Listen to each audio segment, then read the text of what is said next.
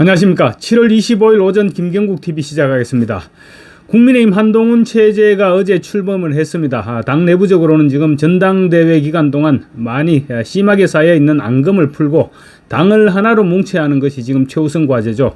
또 대통령실과의 관계도 원만하게 정리해서 윤석열 정부 성공의 기반을 닦아야 합니다. 취임 첫날 당 지도부와 대통령실 간 어제 저녁에 삼겹살 만찬을 통해서 당내 지금 단합의 기반은 일단 닦았다고 할 수 있습니다. 윤석열 대통령은 어제 만찬에서 우리 한동훈 대표 뒷짐지고 지켜보지만 말고 무조건 도와라, 이런 얘기들을 참석자들에게 수차례에 걸쳐 당부를 했습니다. 일단 한동훈 대표 체제에 힘을 실어준 것입니다. 그렇지만 정작 시험 무대는 이제 최상병 특검법입니다. 한동훈 대표는 전당대회 출마를 선언하면서 제3자 특검을 제안했죠. 그 제3자 특검이 배신자론으로 연결되면서 전당대회 내내 친윤 세력의 집중 공격을 받았습니다.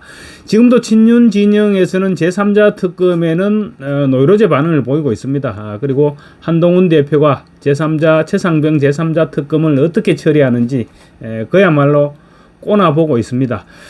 한동훈 대표 체제가 성공하기 위해서는 최상병 특검법 문제를 어떻게든 해결해야 됩니다. 출마 선언 때부터 계속 해왔던 주장을 갑작스럽게 철회할 수도 없습니다. 또 그렇다고 당내 대다수 의원들이 반대하는 제3자 특검법을 일방적으로 밀어붙일 수도 없습니다. 그래서 가급적이면 제3자 특검법을 더 이상 논의할 필요가 없는 분위기를 조성하는 것이 한 대표 입장에서는 가장 현실적인 방안일 것입니다. 명분을 민주당에서 제공한다면 더할 나위 없이 좋겠죠. 일단 민주당 이재명 대표가 제3자 특검 수용 불가 방침을 거듭 천명하고 나섰습니다. 그래서 분위기는 일단 무산 쪽으로 흘러가고 있는 것으로 볼 수도 있겠습니다.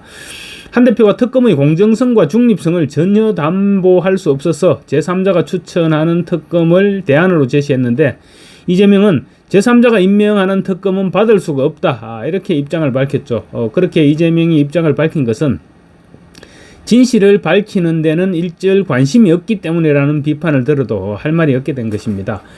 민주당이 특검을 통해서 수사를 하자 이렇게 주장하고 있는 이유는 자기들 입맛에 맞는 특별검사를 내세워서 윤석열 대통령의 탄핵 꼬투리를 잡아나가겠다기보다 만들어 나가겠다는 표현이 맞을 것 같습니다. 만들어 나가겠다는 것이기 때문에 제3자 특검은 의미가 없다는 속내를 드러낸 것입니다.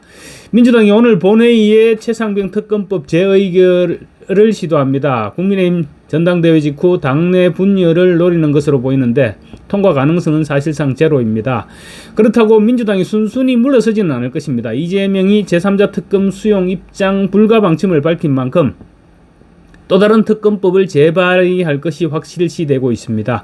그렇지만 당내 일각, 민주당 일각에서는 한동훈 대표가 제안한 제3자 특검법을 검토해볼 필요가 있다, 이런 목소리도 지금 나오고 있습니다. 말 바꾸기를 손바닥 뒤집듯이 하는 이재명이라면 돌연 제3자 특검법이라도 수용하겠다, 이렇게 나설 가능성도 배제할 수 없습니다. 한동훈 대표가 고민해야 될 부분이 바로 그때부터입니다. 한동훈 대표가 고민해야 될 시점은 바로 그때부터입니다. 한 대표 측도 그때를 대비하고 있는 것으로 보입니다. 이와 관련해서 한동훈 대표의 최측근이죠, 장동혁 최고위원이 오늘 의미 있는 얘기를 했습니다. 한 대표가 최상병 특검법의 출구를 생각하고 있다는 점을 암시하고 나선 것입니다. 장 최고위원은 오늘 25일입니다. SBS 라디오의 김태현의 정치쇼에 출연해서 야당이 단독으로 밀어붙이는 최상병 특검법 재표결과 관련해서 이런 말을 했습니다. 특검법이 재의결에서도 다시 부결되면 제3자 추천 방식의 특검법 논의도 실익이 없을 것이다, 이렇게 얘기했습니다. 두 번씩이나 거부권이 행사된 최상병 특검법을 재표결한다는 것은 진실을 밝히는데 일절 관심이 없다는 점을 명확하게 드러낸 만큼 더 이상의 특검법 논의는 필요 없다, 이런 식으로 해석되는 부분입니다. 한 대표의 최측근인 장 최고위원의 이 같은 말이 야당에 대해서 특검법을 재의결하면 우리도 제3자 특검법을 처리하겠다, 이런 조건부 주장은 아닙니다. 그렇지만 더 이상의 특검법 논의가 무의미하다는 주장은 제3자 특검법을 사실상 처리하겠다는 말과 별반 차이가 없어 보이는 얘기입니다. 설령 민주당이 제3자 특검법을 논의하자고 하더라도 민주당의 속내가 너무 명백한 만큼 협상이 되지 않을 것이란 말로도 해석될 수 있겠죠. 장 최고위원은 특히 결국은 제3자 특검을 발의하거나 아니면 이것을 해나가는 것은 원내에서 의원들이 발의해야 될 문제이기 때문에 그것은 기본적으로 원내대표가 그것을 어떻게 할지를 결정할 문제다. 이렇게도 얘기했습니다. 지금 국민의힘 추경호 원내대표나 국민의힘 의원들 대다수는 제3자 특검을 반대하는 입장입니다. 따라서 장 최고위원이 특검법 발의는 기본적으로 원내 의원들이 발의할 문제다. 이런 말을 꺼낸 것은 한 대표의 부담을 들어주자는 의도로도 볼 수 있습니다. 물론 장 최고위원의 말처럼 원내 사안이라고 하더라도 크게는 그게 당의 문제이기 때문에 원내대표와 당대표가 긴밀히 소통하고 협의해야 되는 문제이기는 합니다. 그렇지만 이재명 대표의 제3자 특검 반대와 연결시키면 더 이상 특검 논의로 시간을 허비할 필요가 없다는 명분을 만들어낼 수도 있습니다. 정치는 어차피 명분 싸움이죠.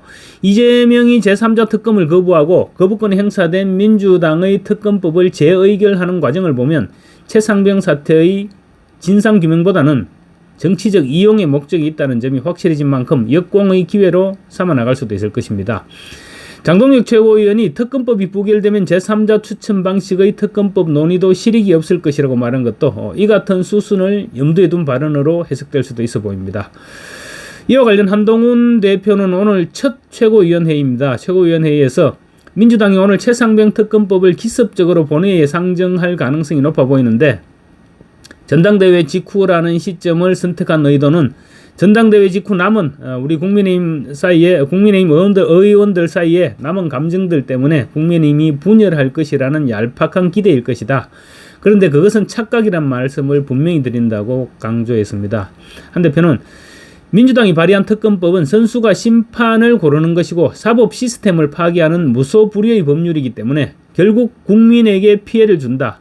제가 앞장서겠다. 제가 앞장서서 막아내겠다. 원내와 원외 모두 힘을 모아달라. 이렇게 당부했습니다.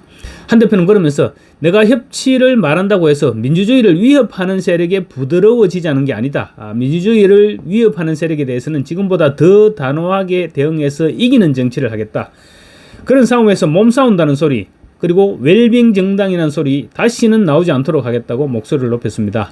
윤석열 대통령의 탄핵에 모든 초점을 맞춰 나가는 민주당에 대해서 단호하게 대응하겠다는 입장을 거듭 확인한 것입니다. 국민의힘 소속인 주호영 국회 부의장도 야당의 단독 법안 처리 저지에 동참할 예정입니다. 국민의힘은 오늘 민주당이 상정하는 방송사법에 대해서 매 안건마다 필리버스터로 맞설 예정입니다. 필리버스터가 시작되면 최소 24시간은 계속되고 그 시간 동안 의장석에도 의장이건 부의장이건 누군가가 자리를 지켜야 됩니다. 보통 필리버스터를 지행할 때는 국회의장과 부의장 2명, 그러니까 3사람이 번갈아 가면서 의장석을 지키게 됩니다. 만약 한 사람이 사회를 거부할 경우 2사람이 돌아가면서 의장석을 지켜야 되는데 꽤나 힘든 일입니다. 국민의힘 추경호 원내대표가 이 지점을 파고든 것입니다. 추 원내대표는 오늘 의총에서 국민의힘 소속 주호영 국회 부의장에게 이번 무제한 토론 사회를 거부해 줄 것을 특별히 건의했습니다.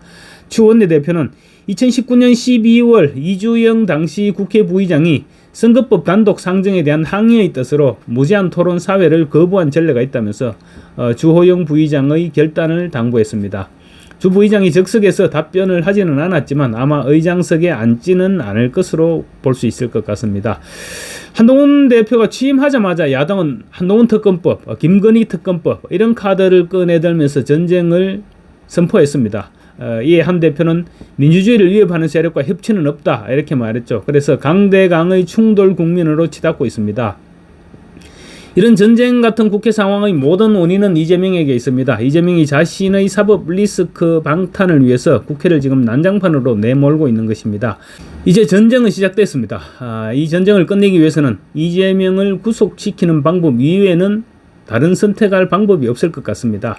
그만큼 강경한 검찰 대응과 또 사법부의 단호한 대처가 필요한 시점입니다. 그런데 오늘도 방금 선거법 위반 혐의로 기소된 이재명의 부인 김혜경 씨에 대해서 검찰이 벌금 300만 원의 솜방망이 구형을 내렸습니다. 아니 김혜경의 수행 비서로 선거법 위반 공범인 배소연 씨에 대해서는 징역 8개월에 집행유예 2년의 형이 확정됐습니다. 그런데 공범인 김혜경은 고작 벌금 300만 원을 구형한다는 게 말이 되는 일입니까? 제가 법을 잘 모르기는 하지만 이것 좀 뭔가 좀 이상한 것 같습니다. 그래서 강력한 검찰이 필요한 것인데 이원석 검찰총장은 저러고 있으니 참 답답할 노릇입니다. 어쨌거나 이원석 총장 임기가 이제 9월 15일이면 끝입니다. 그래서 강력한 칼잡이로 후임 검찰총장을 임명해서 이재명이나 문재인 그리고 조국 저 일당을 일망타진해야만 나라가 안정될 것입니다. 감사합니다.